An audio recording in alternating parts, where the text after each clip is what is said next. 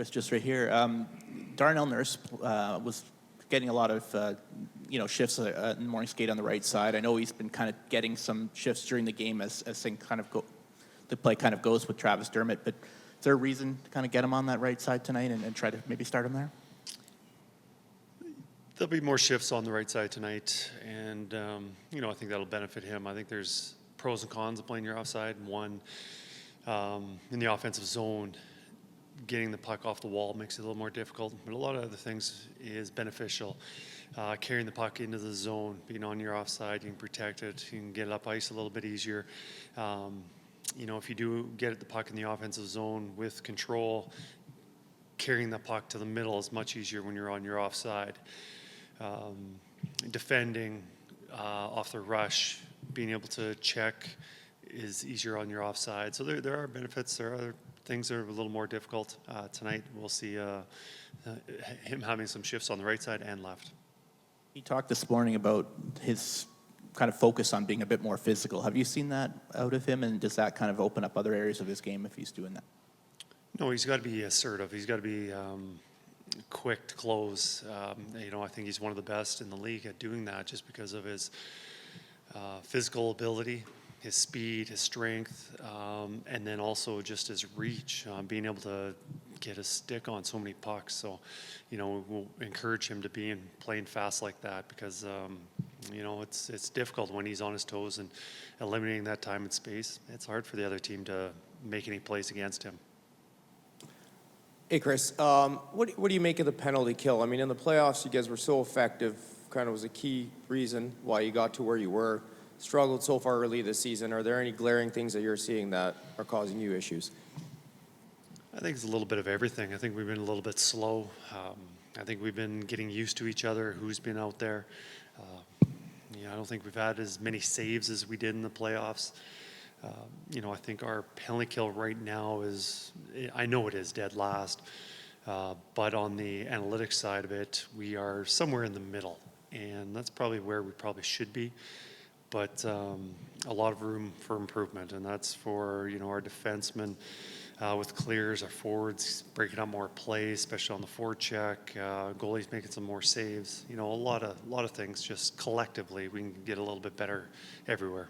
So, how valuable can a week like this one be when you're at home? You have a couple days between games. You have some practice time. Like, do you really, value this week in terms of maybe clearing up some of those things?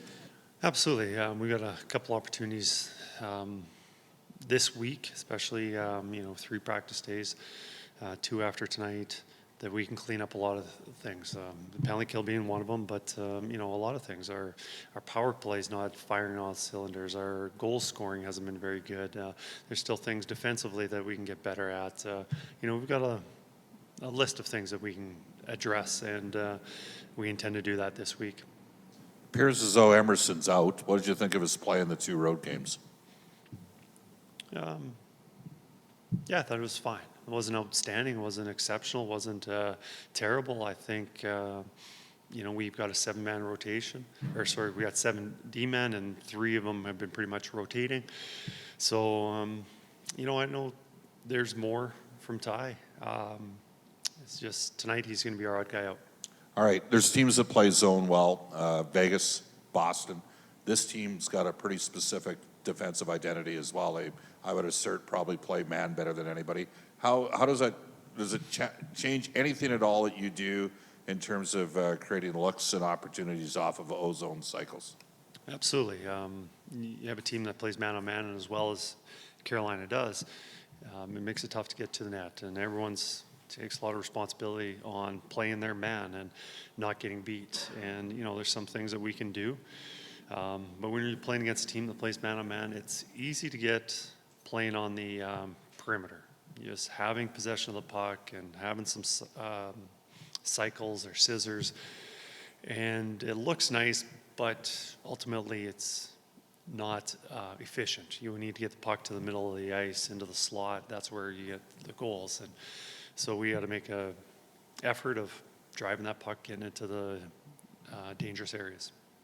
Kris, 11 months ago, you guys suffered a loss in Carolina, 6-3, and then 2 days later, you guys started that winning streak. Can you draw anything from that period of time, hitting the rock bottom of that season at that moment? As Stuart Skinner just talked about how everything was going wrong. Can you draw anything from that entire process to allow your team to play to its capabilities? No, I don't think so, just because it's a different team this year. We've got different personnel. We're at a different point of our season.